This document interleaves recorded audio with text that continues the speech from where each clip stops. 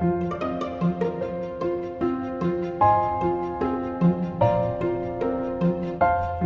today's episode of May the Record Reflect. I've spoken with jury consultants about this, and when you have Gen Zers on your jury, if they are given an instruction by the judge, it is oftentimes much more effective to give them the instruction and give them the reason they are being given the instruction. So it's not just that the jury will disregard or the jury will give weight to this piece of evidence, but they have to be told why they're being told to disregard a particular piece of evidence. They have to be told why there's a conference happening at sidebar in the judge's chambers in order for them to be part of the process and embrace the process.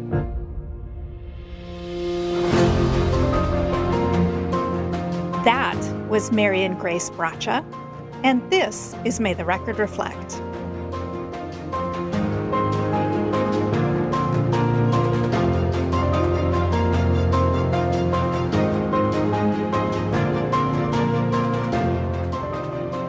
Hello and welcome to the 71st episode of the monthly podcast of the National Institute for Trial Advocacy.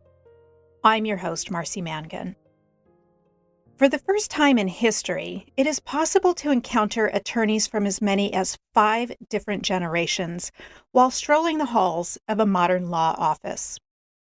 From seasoned lawyers in their 70s, 80s, and even 90s, sharp, active, and serving as of counsel to their firm, to new associates in their mid-20s, fresh out of law school and just beginning their careers, the generational span at this moment is incredible.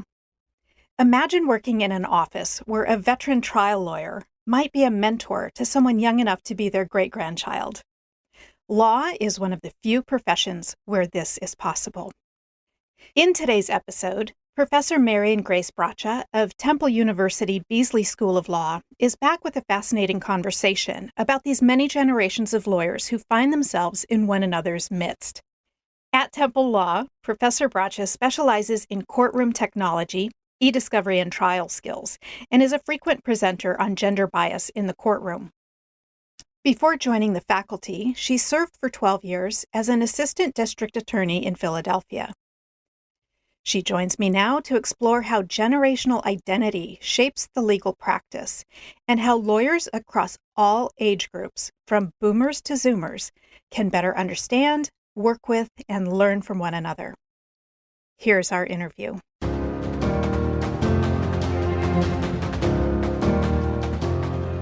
Every year, the National Association for Law Placement releases its National Summary Report, which runs through the demographics of the year's class of law school graduates across the country.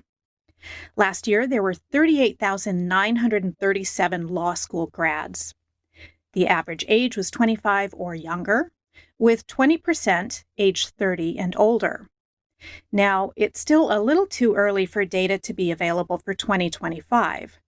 But for the sake of argument, let's assume roughly a similar number of graduates for this year.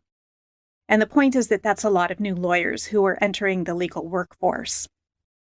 For the last several years now, most of those new lawyers were born between 1996 and 2010. They are known as Gen Z.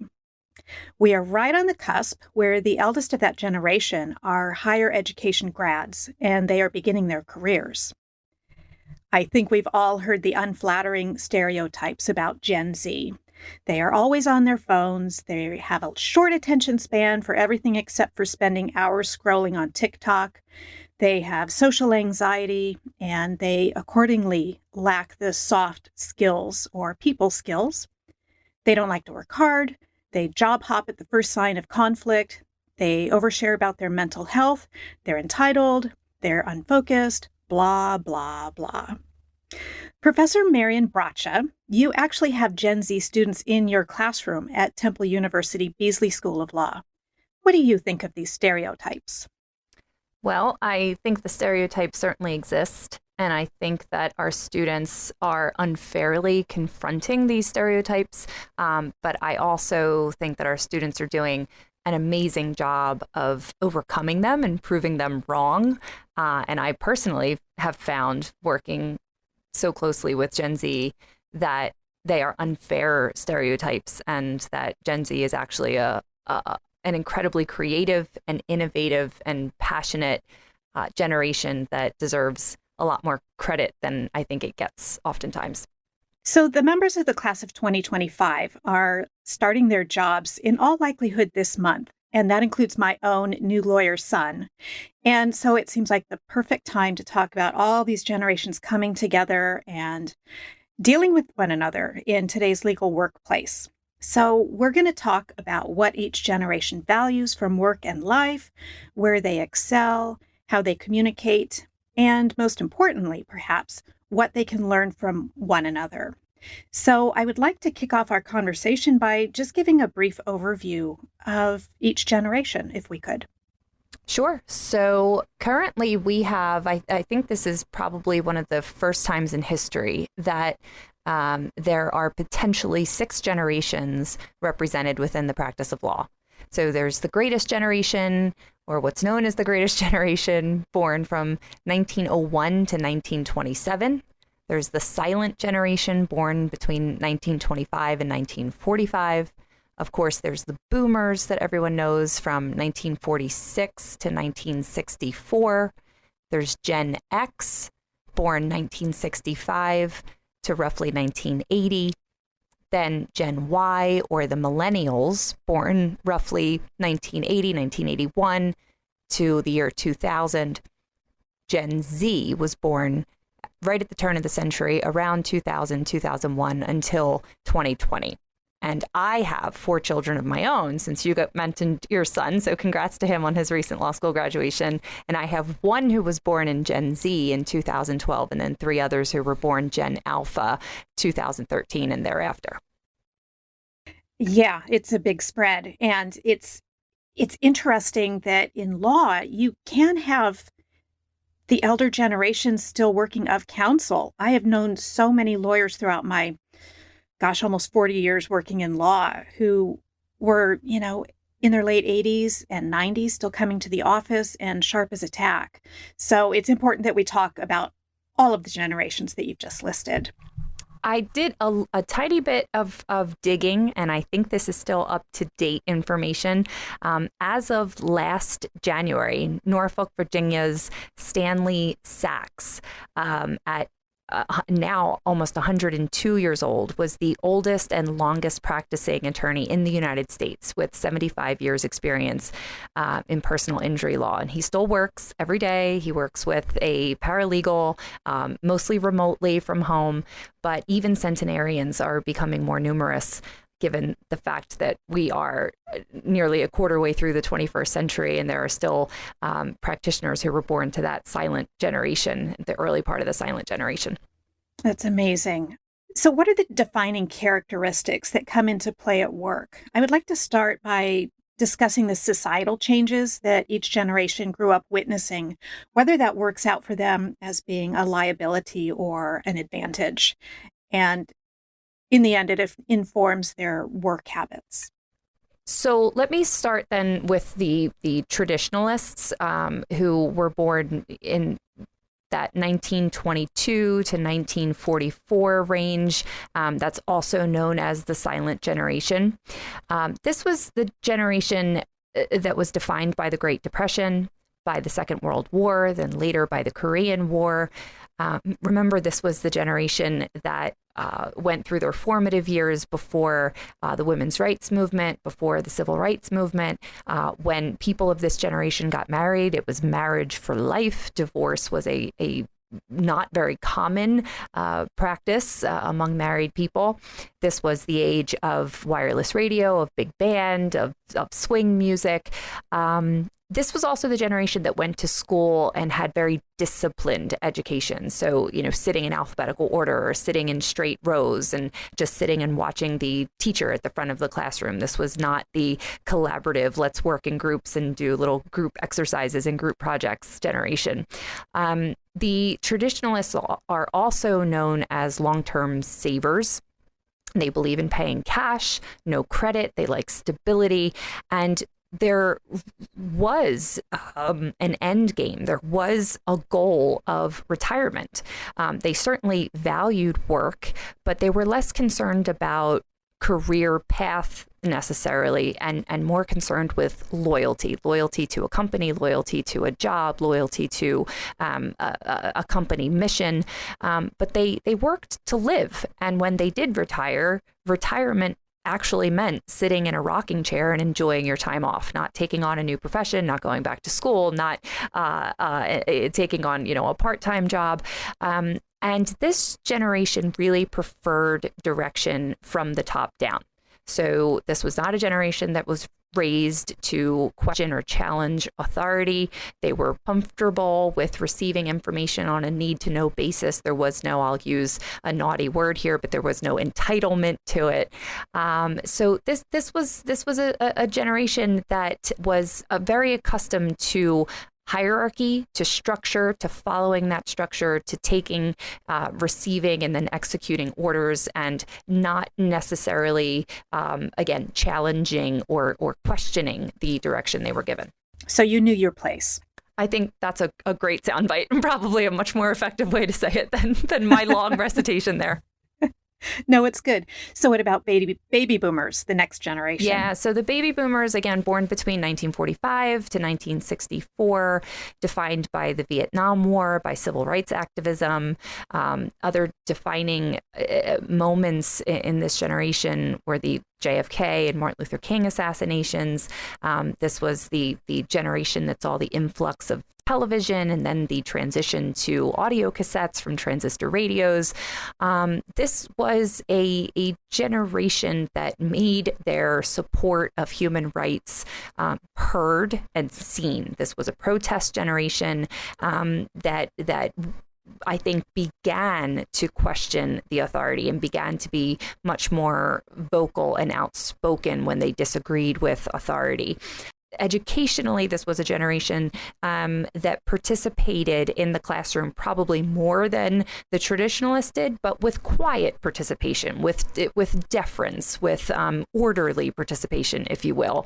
And this generation did not retire as early as the traditionalists. They stayed in the workforce a bit longer and really valued their career advancement. And started to focus more on what we think of in our traditional or more tangible rewards from the workplace, like promotions, like salary increases.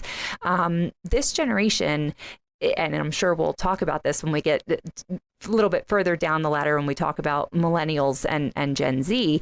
But this generation is suspect of job hoppers. They are very comfortable staying in the same job for decades, from retiring from the same job. And they do want to be and appreciate being recognized for their loyalty and the long hours and the long years of service that they dedicate. This is, however, a generation that started relying a bit more on credit. So this was kind of the buy now, pay later mentality that began to be introduced that I think the next generation kind of took to the next level. So it sounds like they value structure and stability, but they also want, if we consider the civil rights era and the protest era like Woodstock and all of that, they want to give everyone a voice and a place at the table.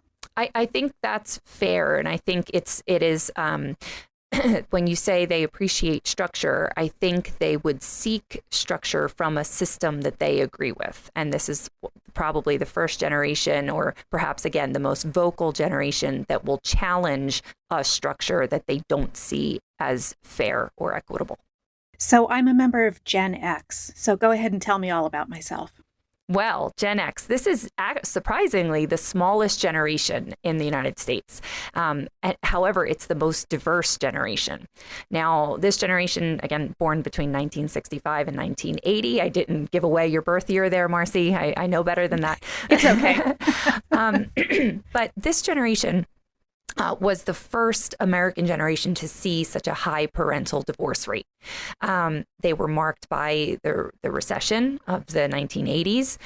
This was the generation known as the latchkey kids. This was perhaps the first generation that had both parents who were working outside the home and would come home and not have a parent or really a mother there to greet them because she was also working. This generation is the first American generation that expects college as a birthright. We hadn't seen that yet in the silent or traditionalist generation or the baby boomers. So this generation didn't necessarily question whether they would go on to college right after high school. That was just something, frankly, that was assumed. But remember, also, we're seeing this generation come of age during the spread of the AIDS pandemic, also during the spread and the beginning of the real technology boom, where we're seeing computer is king. We're starting to see IBM and the much more common placement of a personal computer in their homes as children. Or I should say, as adolescents and young adults. This is, as I alluded to from our baby boomer discussion, perhaps the most credit savvy generation. They lived with incremental debt and kind of knew or know how to balance that because accruing student loan debt, accruing mortgage debt, things like that was, again, also very, very common. And that probably had a lot to do with the economy that they were growing up in. This generation, more so than the past two generations we've talked about, even more so than the baby boomer generation, is most cynical of leadership. And in the workplace, Gen Xers value their coworkers just as much, if not more, than management. So if there is an answer, if there is a question that can be answered from a peer or a coworker, Gen Xers will go to a peer. They won't go to a supervisor to get something done. This generation, again, building on the baby boomers, I lovingly refer to them beyond their latchkey kid status, but I lovingly refer to Gen X as the show me the money generation. So in lieu of praise, in lieu of the intangibles, I want the bonus, I want the salary bump, I want, the nearest parking spot, whatever the case may be. But this really was the generation that was focused on the dollars and cents more than anything. And I think we'll also talk about that when we talk about how the economy of law has shifted in the past 40 or so years. Well, I came of age during Reaganomics, so that stuff about the bonus and economic rewards certainly checks out. What about the millennials? What are they like? Well, again, I think the millennials, even before they started taking over the entire workforce and the entire legal industry, certainly, the millennials, I think, also had a bad reputation or got a bad reputation, and unfairly so. The millennials went through a lot as adolescents that I don't think has been given enough attention and enough sensitivity. Gen Z certainly had and has had a very tumultuous entry into adolescence and into adulthood. We can talk about COVID, we can talk about the economy, we can talk about the very contentious political world that Gen Z has grown up in. But before that, the millennials, Gen Y, were in high school for Columbine. Many were in high school or just entering college during 9/11. We're talking about the surveillance era, about new metal detectors and cameras and surveillance everywhere becoming just a very natural part of our lives that wasn't part of our childhood. There was certainly the memory of the Oklahoma City bombings and other acts of domestic terrorism in addition to Columbine and then the proliferation of school shootings. So all of these social factors have really informed how the millennials entered the workforce. This is the first generation, the millennial generation might be the first generation that is better educated than their superiors. So it's not uncommon in the workplace to see a millennial worker with a higher degree or more years of education than the person to whom they are answering in the workplace. This is a generation that really does seek the fast track. There's a smaller cohort within the millennial generation known as the Zennials. So they were born roughly between 1977 and 1983. And they were said to have had an analog childhood and a digital adulthood. So this was a generation that really adapted to technology very, very quickly. And again, this was a time and a means for them to seek the fast track because they adapted to that technology, adapted to automation rather easily and rather quickly, certainly more so than Gen X and the baby boomers did. And so because of their adaptability, especially with technology, this was the first generation to be in the workplace, to be in the workforce and demand feedback because of their exposure to technology and kind of seeing an instantaneous result there on the screen or even through video games, as silly as an example as that may be. But the millennials really do expect feedback and want to know how they're doing. I think the earlier generations, like the traditionalists and the baby boomers, said, you know what, no news is good news. If I'm not hearing from my boss, I'm going to take that to mean that I'm doing a good job. And that does not work for the millennials. Even if they are doing a good job, they need to be told it. And if they're not, they want to be told it even sooner. The millennials expect to be paid for what they do, not the time that's spent doing it. And so for them, faster is better, but that doesn't mean that you can shortchange their compensation. I think I saw a meme or a reel or whatever you call it on social media from actually from a tattoo artist that said, it might take me 10 minutes to do your tattoo, but it took me 20 years to learn how to do that. So you're paying me not for the 10 minutes, but for the 20 years that it took me to learn it.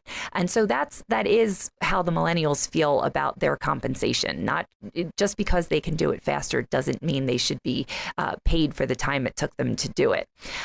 This generation really does also desire a flexible work schedule and time off, because for the first time now we're seeing a demand for a home life balance, a work life balance, and they are valuing the time spent with their family, with their friends, and they are focused on good health. I think if we were to look at some of the unfair or unkind stereotypes that exists for the millennial generation, this is the generation that was known as the trophy generation because they expect, a toy in every bag with their Happy Meal. This was, the generation that started getting participation trophies and not just the award when you won.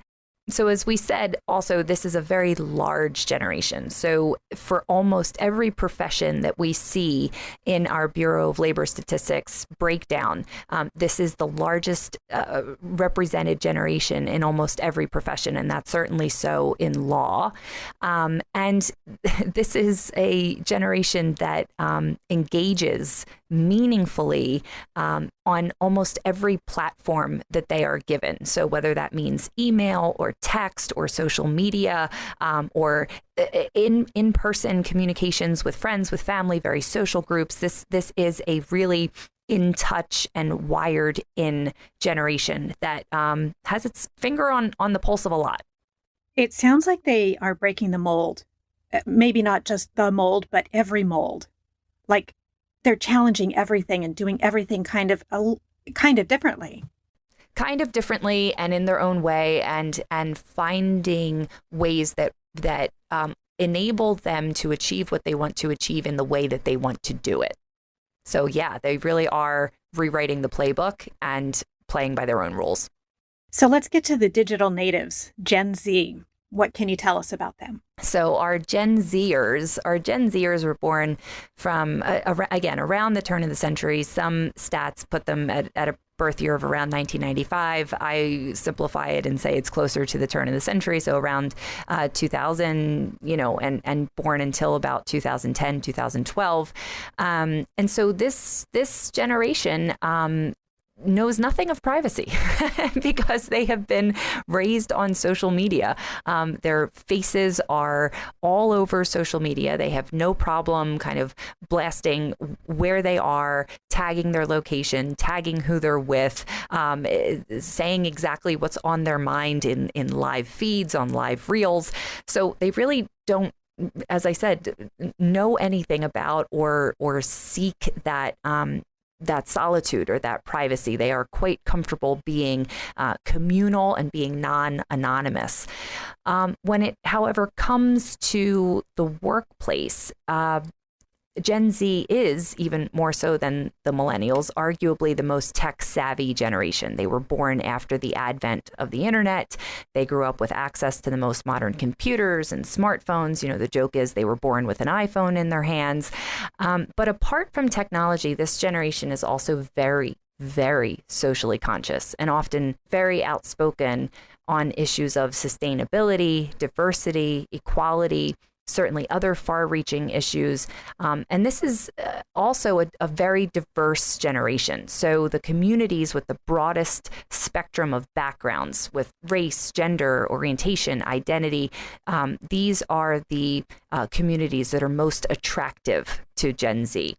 Gen Z lawyers specifically are, thankfully, acutely aware of mental health and maintaining their mental health. And they not only desire, but demand manageable work-life balances to preserve their emotional and physical well-being.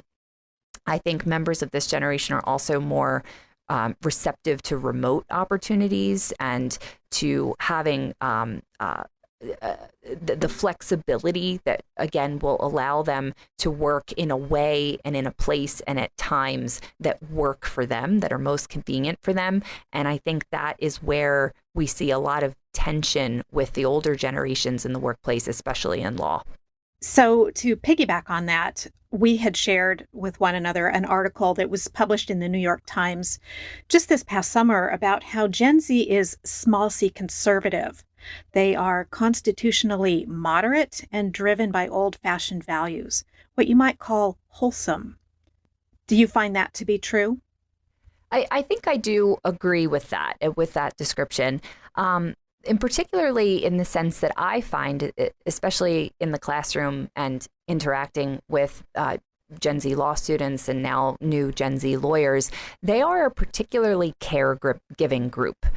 Gen Z is a group that has more enthusiasm for helping and being in a helping profession and taking care of smaller communities, marginalized communities that might be either victimized or, again, forgotten, marginalized.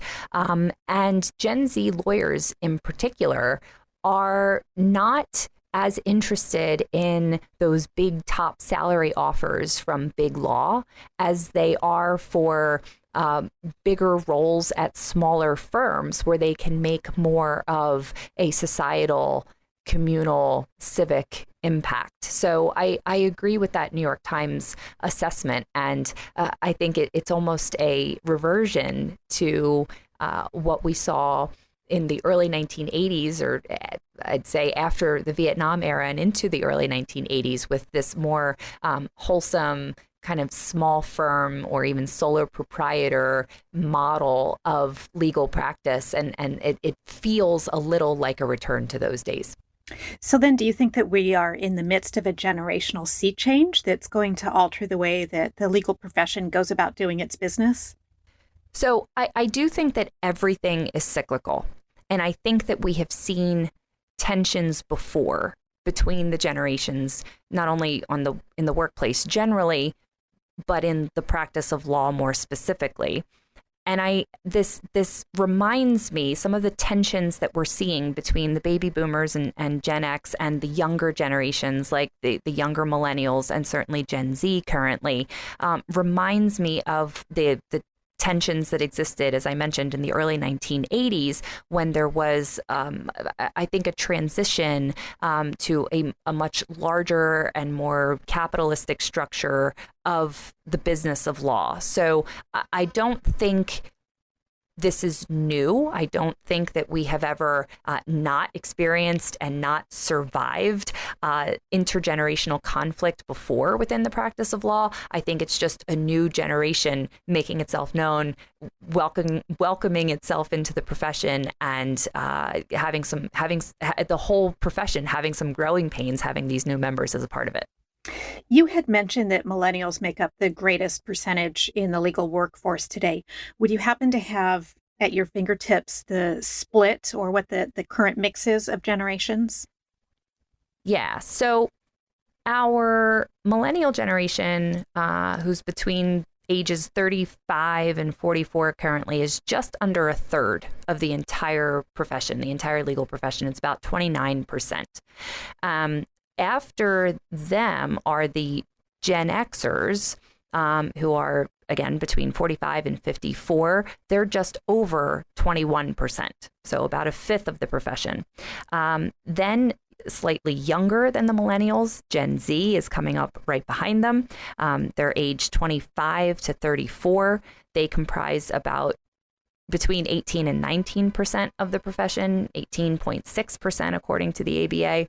And then the Gen X, age 55 to 64 generation is just under 18%, and the baby boomers age 65 and older are about 13% of the profession.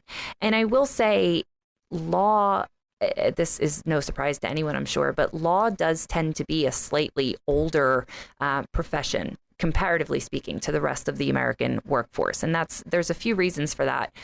Number one, certainly, is the fact that there are at least 3 years of education that have to go into training before one can sit for the bar and be a licensed attorney.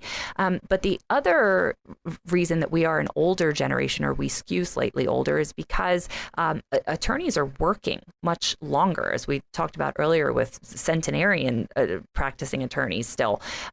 So this is overall an older generation. We did see the retirement age dip ever so slightly after COVID or during COVID, but it is back up. And so that the median age of all attorneys across the profession is about 46, while the median age of workers across the American workforce is between 41 and 42.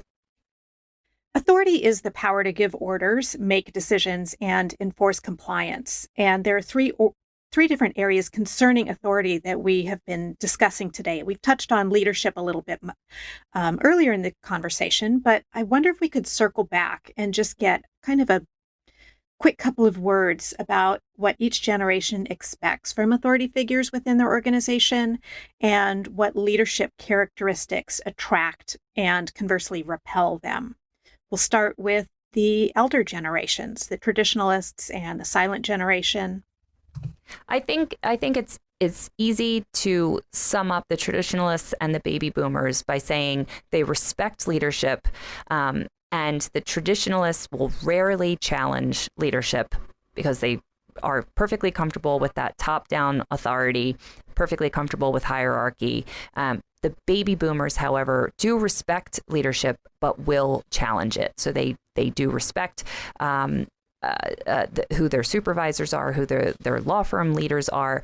But baby boomers are the ones who pushed organizations to give a greater voice to their workers and to the people on the lower rungs of the hierarchy.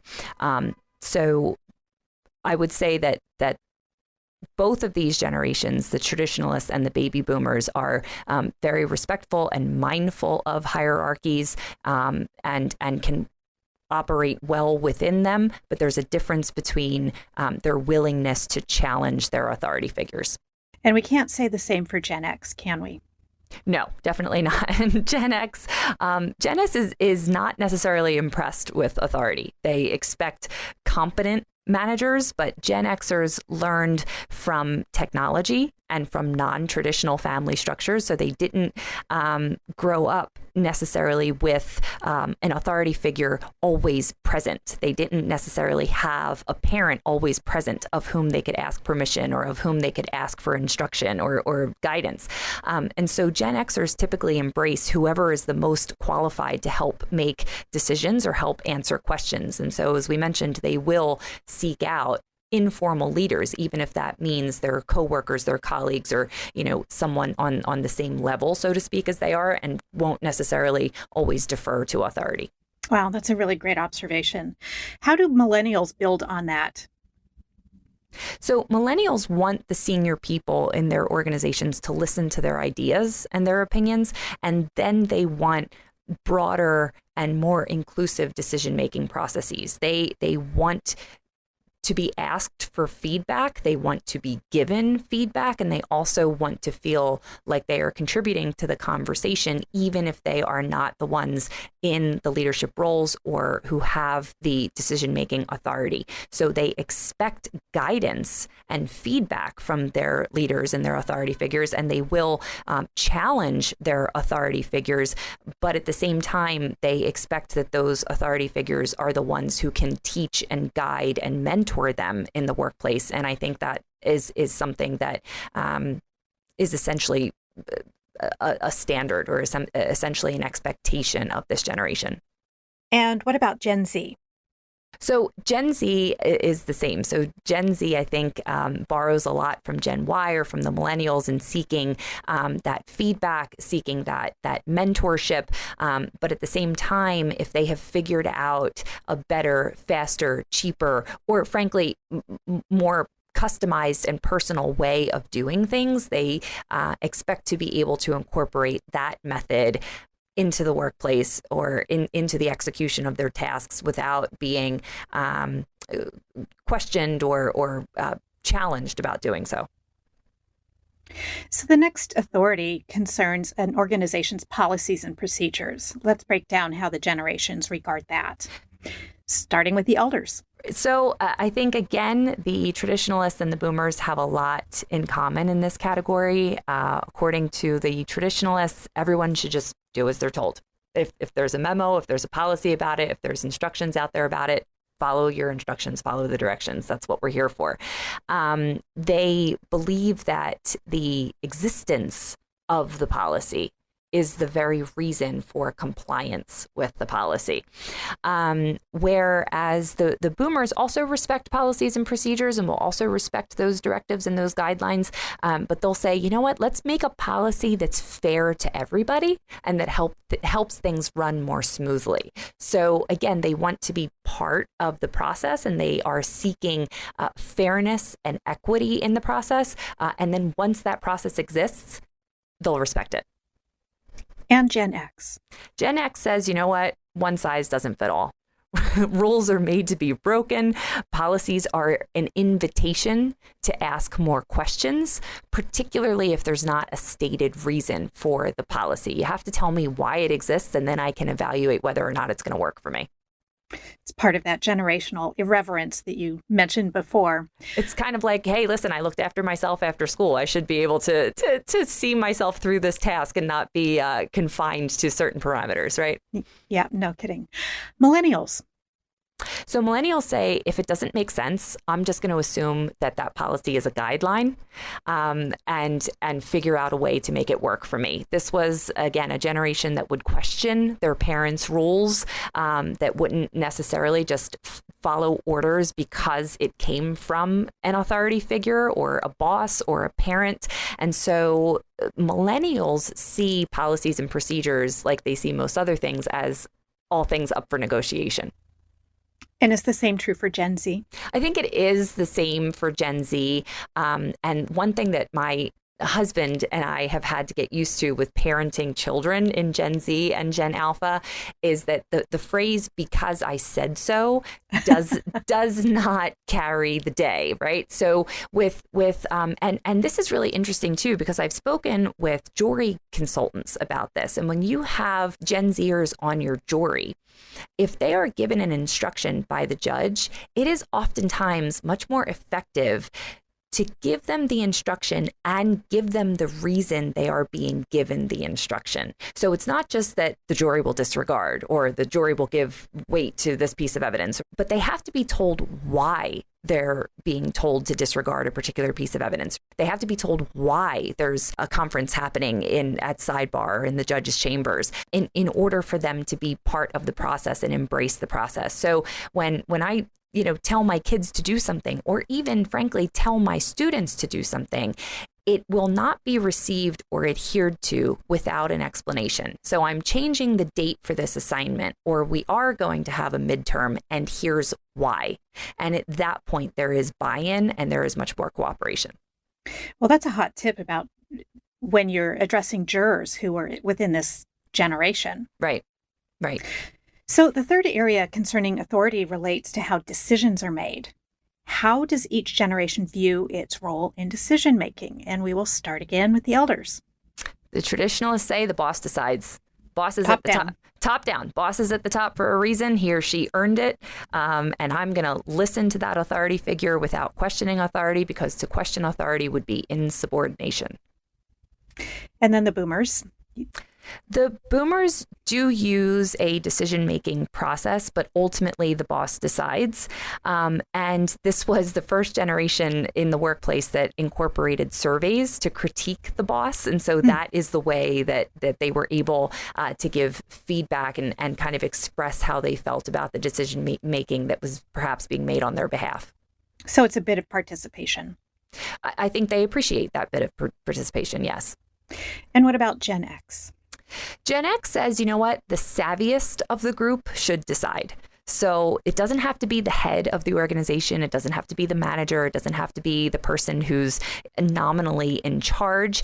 It has to be the person who can make the best and most sensible and most economic and most efficient decision. So whoever can come up with that, sure, we'll do that. Whoever's got the greatest understanding of the situation. Right. And millennials. The millennials and I think Gen Z do this hand in hand. Those two generations will say, you know what, we'll decide all of these things together. We'll come to a decision making. We'll come to a decision together after weighing all options. And if we as a group can't collaborate and decide, then maybe we'll defer to the boss. Again, so long as we get that explanation from the boss as to how the decision was made. And so I mentioned at the very beginning the traditionalists who were educated in that very discipline-oriented classroom, straight lines, alphabetical order. Gen Y, the millennials and Gen Z were not educated like that. They learned arbitration and group decision-making skills in elementary school, in the group setting, and sitting in a circle, in having your chairs face each other and doing everything as group work.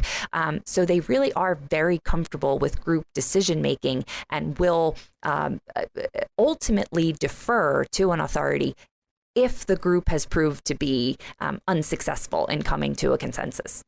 So they're very peer-to-peer connected and small d democratic. Small d democratic, and remember also these are the two generations that are most technologically savvy. So everything is done via group text, via group me, group chat, the WhatsApp, and so everything is always done in a on a collaborative thread. So that leads really well into the next discussion, which is about communication. And of course, that is massive in the legal practice. So I would like to break down how each generation prefers to communicate. And then on the flip side, also talk about how you can lose them if you're not careful. So we will start with the elders. Sure. So traditionalists will remember they grew up in the print and radio era, and they were taught proper penmanship, the Palmer method. They were taught formal letter writing and memo writing skills. This generation also favors face-to-face communication. So if you have either coworkers or supervisors or subordinates who are a member of the traditionalist generation, it might be best to schedule a meeting with them to sit down and actually have a check-in and say hello and get to the topic that you need to discuss or the issue that you're having. And then the best method is to memorialize that face-to-face meeting in a formal written memo, or send a letter, or take handwritten notes, or document it for a file. It is a much more institutionalized method of communication. It's not just a, hey, let me pop in your office and run something by you. And are boomers pretty much the same way? So boomers went to work in the era of typed formal memos, and they're also trained in formal writing skills.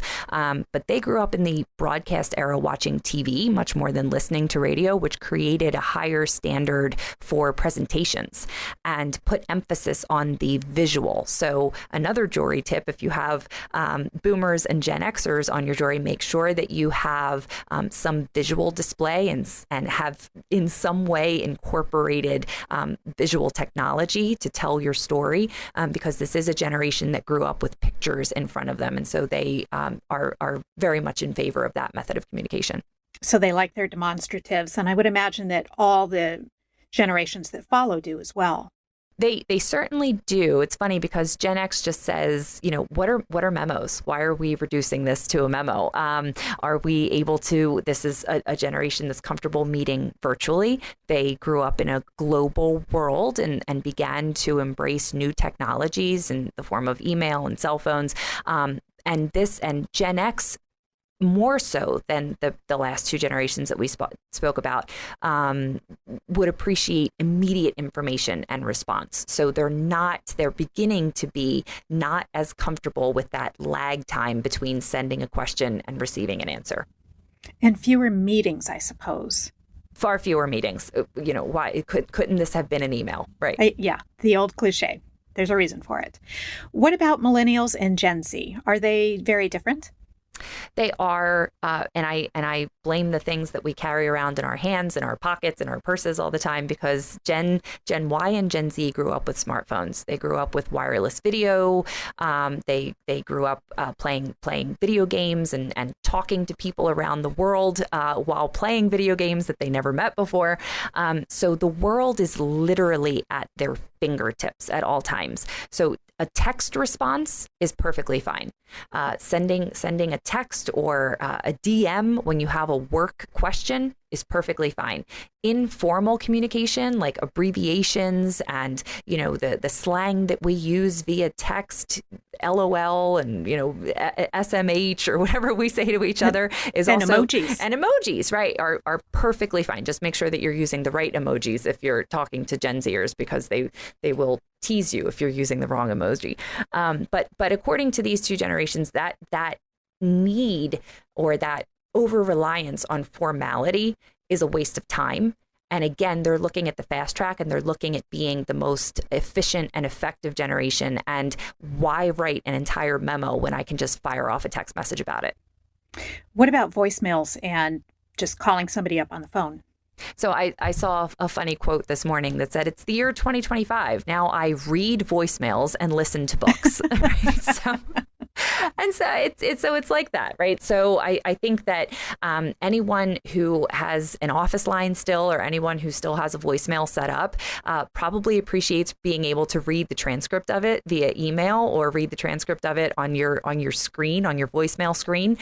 So when possible, if it is a relatively short question or something that doesn't need to be so formally memorialized, I would say send it as a quick message, a Slack message or a Teams message or whatever platform you're using, and just expedite the process if you're dealing with someone in Gen Y or Gen Z.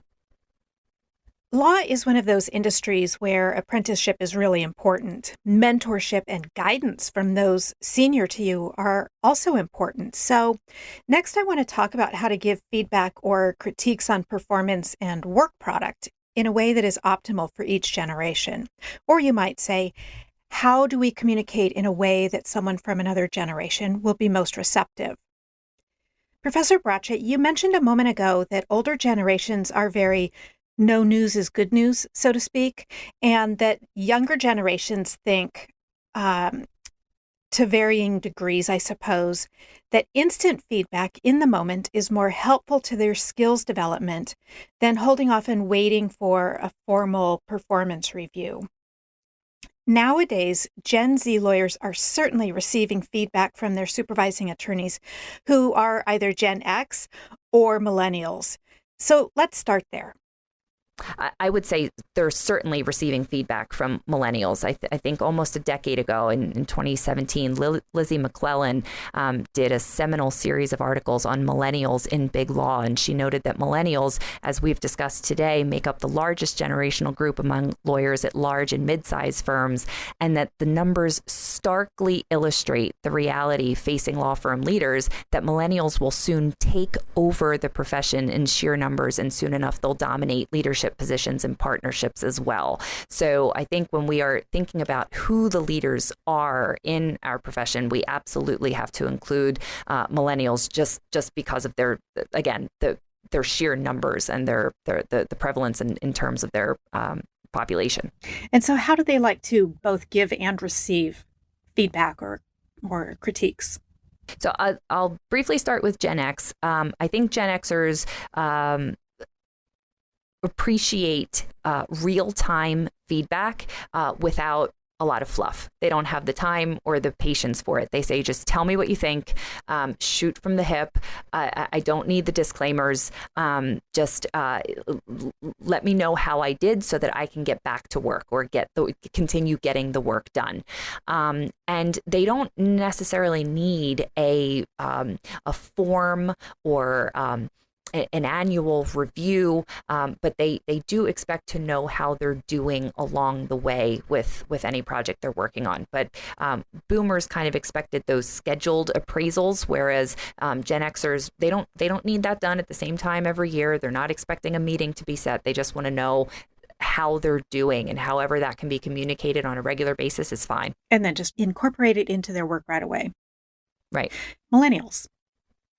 Well, remember, millennials and Gen Zers also, we mentioned the video games and constant video gaming. Just put the score on the screen, right? Just like a video game. They want instant feedback. So the generation, the millennials and Gen Zers were raised by baby boomers who focused on their children's self-esteem, and they used listening and problem-solving tactics. And so those weren't necessarily parenting attributes that the boomers received as children. That wasn't exactly the parenting method that was being done by the greatest generation at the turn of the 20th century for the baby boomers, right? So I think Gen Y and Gen Z want short, concise, frequent feedback, but they are also interested in it being constructive and, dare I say, kind. I think that Gen X has a bit more of a harder shell, so to speak. And so when they say, just tell me what you think,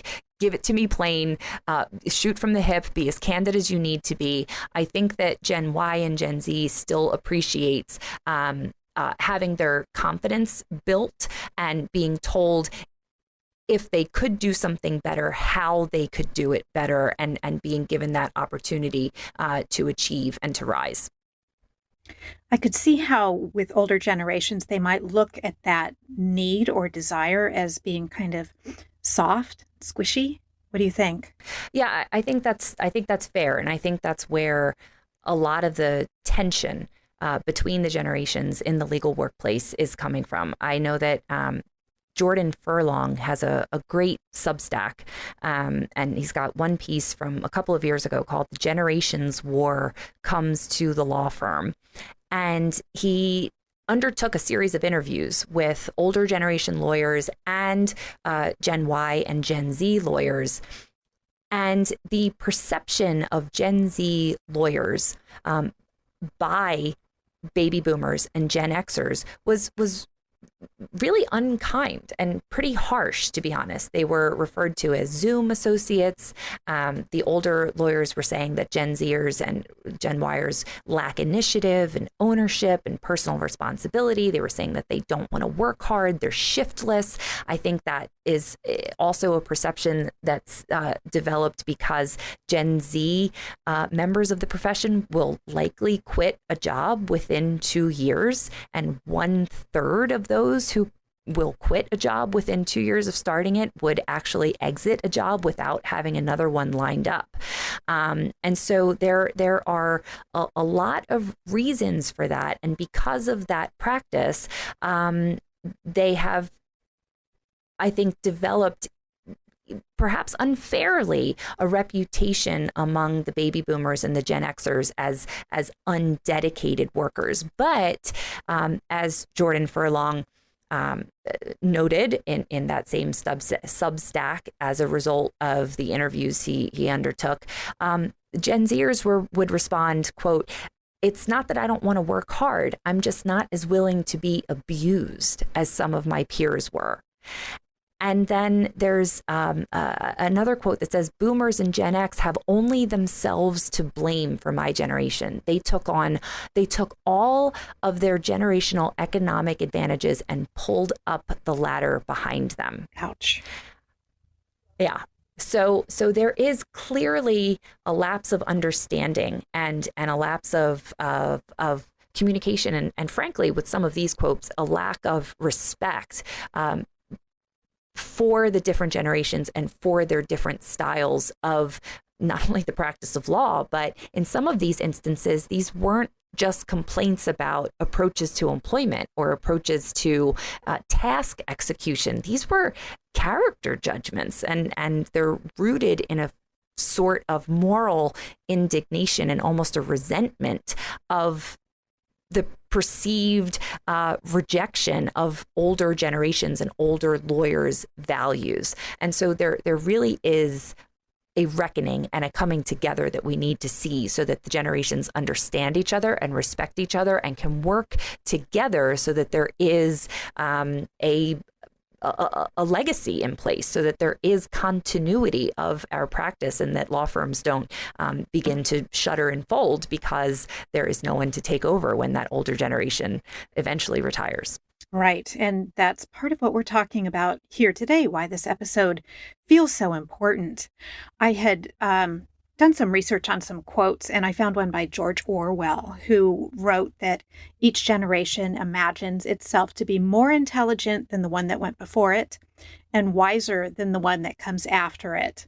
And I think it's just a peculiarity of human nature that we imagine ourselves to be the smartest, the brightest, the most gifted, when in fact we've all been in that Gen Z boat, thought to be lazy, dumb, entitled screw-ups who were going to lead to the fall of humanity. I completely agree. And that first round, and I shouldn't say first round, I mean, I'm talking about a generational shift and tensions that existed within, documented, memorialized history of our profession just in the 20th century. But, if you look at, and I know that I've mentioned it a couple of times, but if you look at the shift that happened in the 1980s, so from roughly 1980 to 1990, the legal profession in the United States absolutely boomed. The number of U.S. law firms with more than 50 lawyers tripled. The number of lawyers in those firms rose by more than double, by about 120%. And the average age of the U.S. lawyer between 1960 and 1980 dropped from 46 as an average age to 39, which means that we had all these young whippersnappers coming into the profession in the late 70s, early 80s. And again, we were seeing that transition from the more private sector, more elite, small, quote unquote, dignified, exclusionary law firms of the mid-century. And they were being overwhelmed by that Michael Douglas era, 1980s era greed mentality. And I don't say that as a criticism. Again, it's just an observation of the shift in how our profession looked and was guided and was structured. So we saw that tension before, and we saw the baby boomer lawyers coming in to the profession at a time when perhaps the silent generation and the traditionalists had a very different picture for what the practice of law should be or should look like. And so again, we have seen this before. It's just about surviving the tension and having the generations respect and understand each other. Yes, it is. We've talked about how generations like to receive criticism, or are open to receiving criticism, perhaps I should say. How then do they like to be recognized and rewarded for their good work? We've talked a little bit about awards and plum assignments, sabbaticals, mentorship opportunities from the traditionalists, and the boomers like their pay increases, promotions, and time off. What about Gen X? Gen X likes opportunity for growth. They like flexible benefits, time off. Again, they're looking for work-life balance. And so anytime there can be that that personal opportunity, that's let me step away from work and feel better as a person, it will make me refreshed and make me more willing to come back and work even harder. So it's taking them as an individual worker into account. Yes. More so than in the past. Definitely. And I would assume that's true for millennials as well.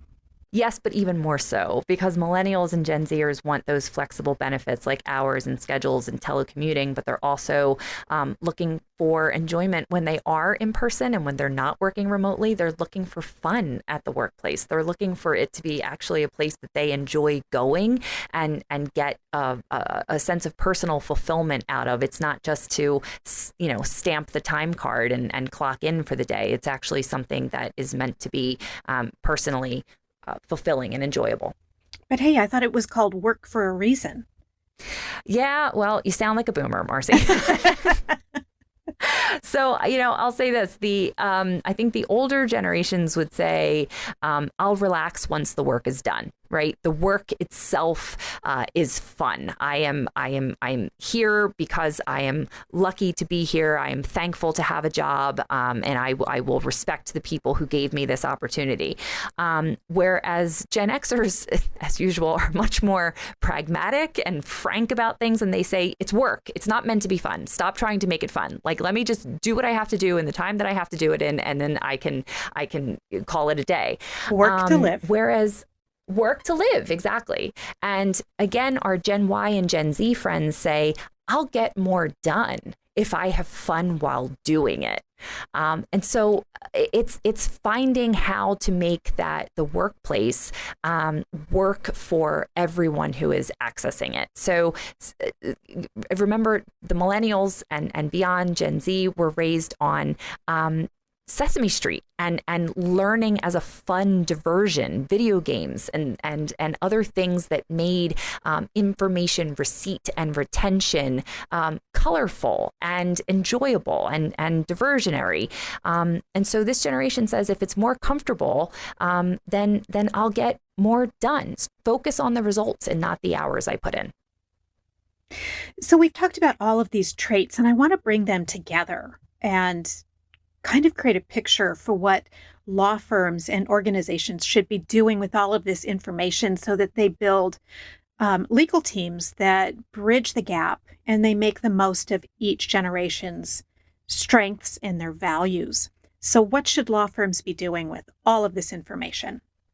Well, I think there is plenty to do. I think that there are different recruiting strategies that can be adopted to attract age-diverse candidates. So, for instance, baby boomers might react to mentions of a company's awards or other successes, while millennials maybe care more about personal development or opportunities to engage in social activism or other activities regarding social responsibility.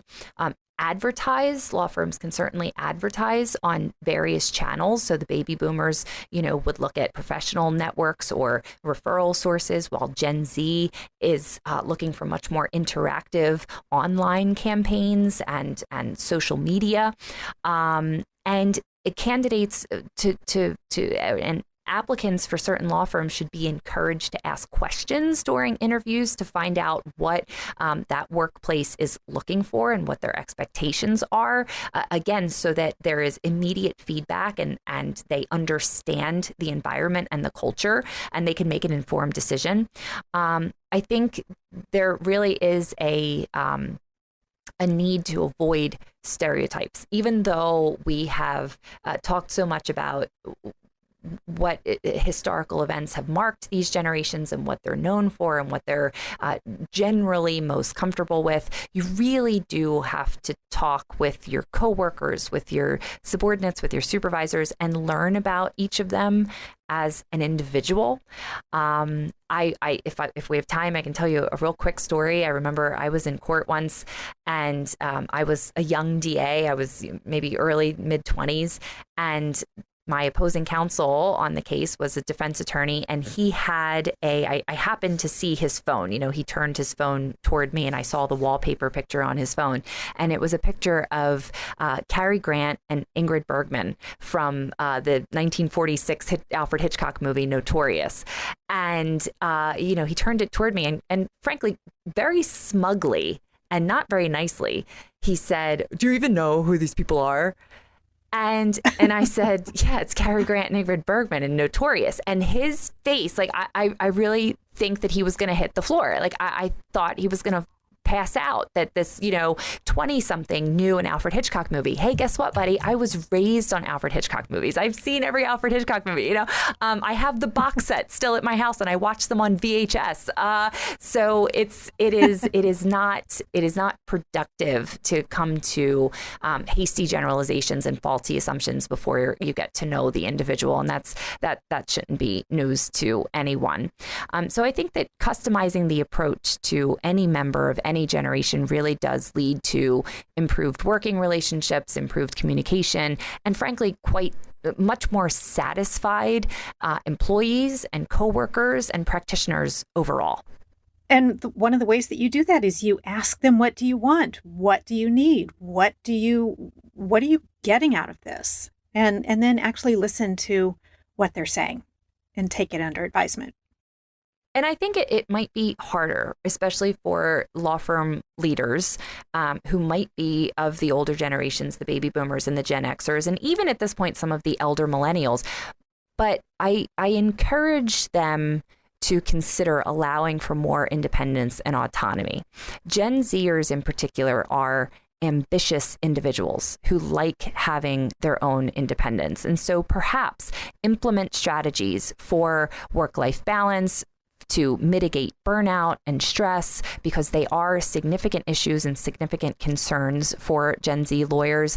Embrace new technology, empathize with mental health needs, and really incorporate culture and norms in your work environment where those mental and physical health needs are acknowledged and supported.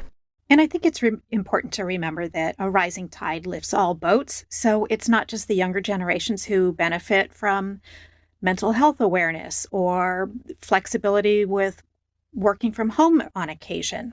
It affects the older ones too. It really does. And we are talking about the success of the profession. We're talking about the longevity of the profession. And we want that to be something that doesn't have to be reinvented every generation. We want to see continuity. And the only way that we can do that is for there to be meaningful collaboration between the generations when it is time to pass the baton. Indeed. Well, it'll be interesting to see how the next several years go. And I'm really appreciative that you came on board again to talk about generations and how we can all learn from each other. Do you have time for a couple of sign-off questions before you go? Oh, of course. I love these. Great. So I remember from our last chat, you always make a lot of time for pleasure reading, no matter how busy you are. So what have you been reading lately? So I have had a great summer of reading. I will be honest. I have had like one 5-star read after another. I think my favorite so far this summer was a book called God of the Woods by Liz Moore. I believe it's her second book. It was a follow-up. It was completely unrelated to, but it's the follow-up to her first book, which was called Long Bright River, and it was set in Philadelphia. Now, I am not objective at all in this recommendation because Liz Moore teaches in the Creative Arts Master's Program here at Temple, and she is an incredible teacher and writer and human being. And during COVID, when my book club was meeting online and discussing her first book, Long Bright River, she crashed our book club and came and said hello and and gave us a personal kind of author question and answer session about the book. So I probably have a lot of personal favoritism for that one. But so that one was excellent. I am only about a tenth of the way through a book by Frederick Bachman right now called My Friends. I have read a lot by Frederick Bachman and really, really love his style, love his voice, love the way that he tells stories. I feel like it's an acquired taste, and a lot of the feedback that I've seen and read from various book clubs is that people either really, really love his style or really, really can't stand it. So I am in the former category. I really, really love it, and I'm loving My Friends, which is I believe his latest publication. Do you mostly read fiction in your off hours? So here's my rule. I always have a fiction and a nonfiction going simultaneously. So even if I just read 10 pages a day of nonfiction, I have to have both going at the same time. Okay. So then the last question, of course, is what is your dream vacation? I thought you were going to ask me that. And I wish I had a really off the wall and creative example for you. And I don't, because here's the thing. I love to travel and I will go anywhere and do anything. I think I probably have, 40 or so places on my bucket list. And I was thinking today, I've only been to 3 continents and I want to go to more. But I a bucket list item for me is definitely Australia. But you give me a plane ticket and I'll be happy to go anywhere. Well, thank you so much for this great discussion, Marian. This, as always, was such a pleasure. And I think that you've given us lots of tips to try and avenues to pursue. And we'll just stay tuned and see what happens in the next several years. I certainly hope so. And thanks so much for having me, Marcy. I think this is a really important conversation. So if we have helped anybody in their intergenerational communication, I will consider it a success. So that is a wrap on this month's episode. Please check the show notes for the articles that Professor Braccia mentioned. I don't know where you land among the long span of generations, but all of us at NITA are so glad to have you listening and learning. We hope you'll share this episode, or any of the previous 70 episodes, with your friends and colleagues. I'll be back next month with a novel concept that I'm excited to share and learn about right alongside you. What trial lawyers can learn from opera singers. Until next month's episode, happy lawyering. May the Record Reflect is a NITA Studio 71 production. NITA. We are advocacy enhanced, mentorship reimagined. Welcome to the community.